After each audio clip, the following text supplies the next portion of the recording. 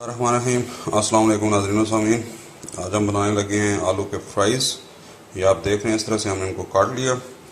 अभी इसको लगाएंगे हम नमक और उसके बाद इसको रख देंगे आधे घंटे के लिए फ्रिज में, बर्फ़ वाले खाने में।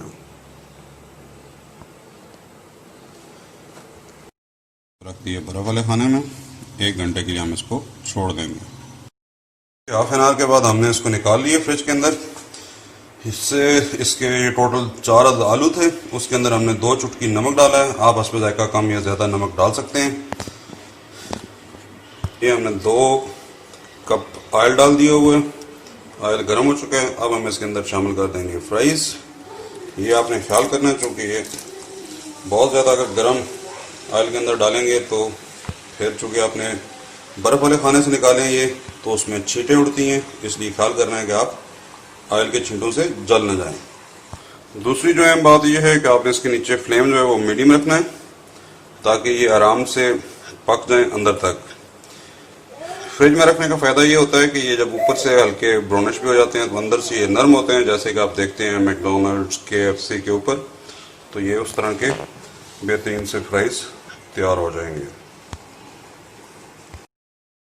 कॉर्नर हल्के हल्के आपको गोल्डन ब्राउन नज़र आने शुरू हो गए, तो इसका मतलब ये है कि ये फ्राइज़ तैयार हो चुके हैं।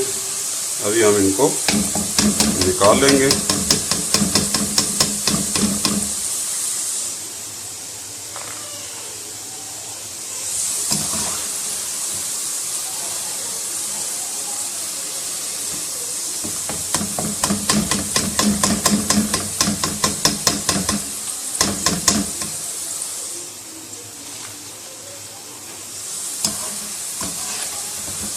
अभी इसके नीचे आप इस दौरान फ्लेम कर दें बंद,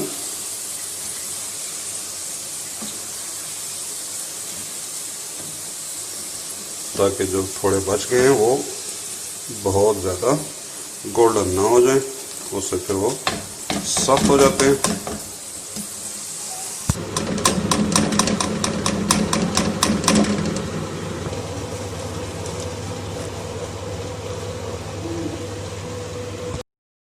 हमने डिश आउट कर लिए।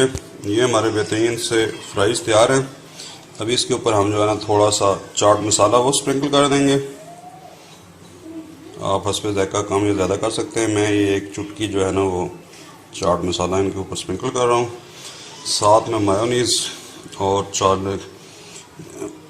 गार्लिक सॉस के साथ जो है ना ये आप प्रेजेंट करें, या केचप बच्चे हैं तो उनके साथ।